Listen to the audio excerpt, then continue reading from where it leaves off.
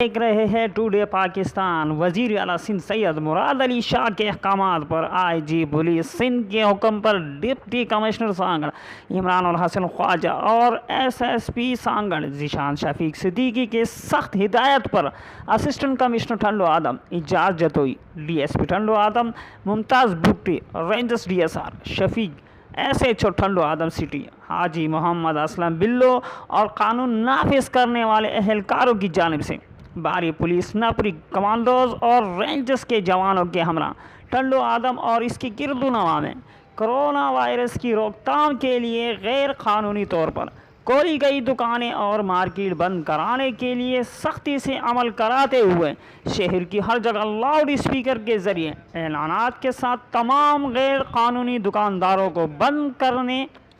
کے احکامات پر عمل کراتے ہوئے شہر میں مکمل لاک ڈاؤن کیا گیا۔